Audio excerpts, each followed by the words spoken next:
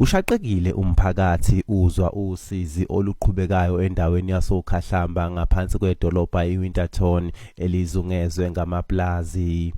Usizi oluvezwe ngumphakathi nezakhamuzi zasemaplazini ngencindezelo eqhubekayo ngaphansi kwezindawo abazakhele ludale ukuthi umphakathi uzwakalise uvo lwawo nosizi oluqhubekayo endaweni.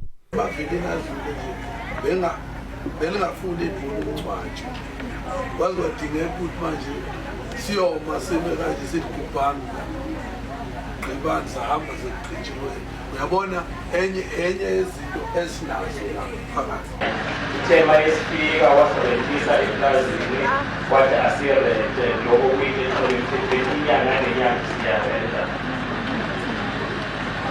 asifuyile akafuni ukuthi sifuye uthe ekugcineni washika wathi akafuni sifuye ngisho inkukhu iy'mbuzi sasenazo wacithisa wathi yena yedwa uzofuya iy'mbuzi uma sithi siyakha izindlu akafuni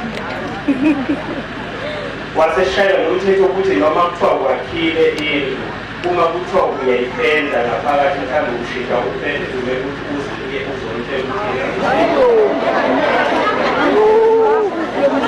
inhloso yethu enkulu ukuthi sifuna ukuzolekelela umsebenzi owenzekayo nowenziwayo kule ndawo yasoKhahlamba. Indawo yasoKhahlamba iney'ndawo eziningi ezinamaplazi, baningi abasebenzi abasemaplazini, ziningi ezinye izinto ezenzakalayo. Okunye kuthinta nemihlaba yamakhosi, eminye amakhosi asafuna kuye, eminye okusenemsebenzi eyenzekayo kuyona, kodwa sizokuchaza konke lana emaplazini.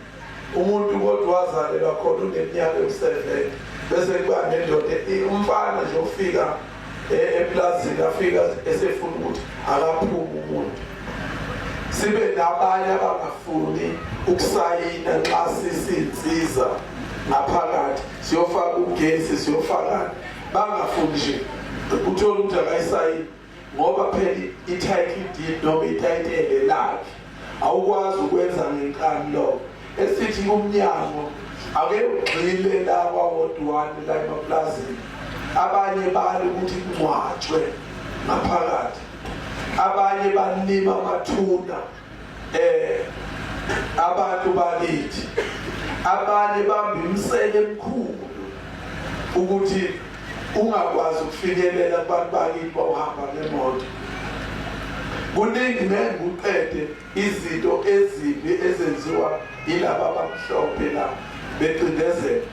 Kulomlungu eswathathe naye wahamba siyethangela kulomlungu bayefika umlungu wangamla zonke ezamzini nakuye kungakafuni lona masazi usisokwenjani lasahambe umhlanga nomhlanga siyaselusizo asizakali sabangaba naba sazokuthula kuyibo lomlungu asikelelena asinikele sikwazi ukufuna. Nami ngomunye walabo bantu labo umlungu owafika inkontilaki isebenza wathi angikwazi asikwazi ukuthola ugesi endaweni yakhe. Kodwa-ke elami sayithethe ukuba ngcono ngoba umnyango usuthengile leli plazi leli lona ebenomlungu obesihlupa kakhulu singakwazi ukwakha sakho unyaka nonyaka sakha ngodaka sakho unyaka nonyaka siyadilika ityani izulu siyadilika izindlu uqale phansi wakhe.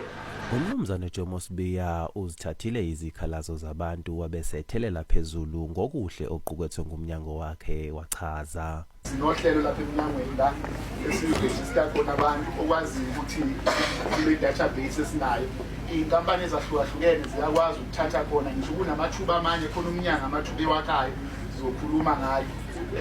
Siyayisithathe kuyo le database, so uma sesibafakile laba bantu kule database yethu balula ukuthi bakwazi ukuqasheka noma ngathiwa iy'nkampani ezizimele noma ngathiwa uhulumeni usebenzisa le database yethu nathi kulamathuba esiwavezayo siwavezela abantu sithatha kuyona le database yethu ukuze abantu bakithi bakwazi ukuthi baqasheke. So sivele seza ney'nsiza kusebenza zethu ukuthi sizoba register nakhona abantu, kodwa futhi siyakwazi ukuthi inkosi noma umkhandlu usibiza ukuthi ake nize endaweni yami ngizobiza abantu abawu-500 abayi-1000 ake nifike sizoba register ibalekelele ey'ntweni ey'ningi nanendlela yokukhandwa kwama-CV nendlela yokwenza ama-interviews.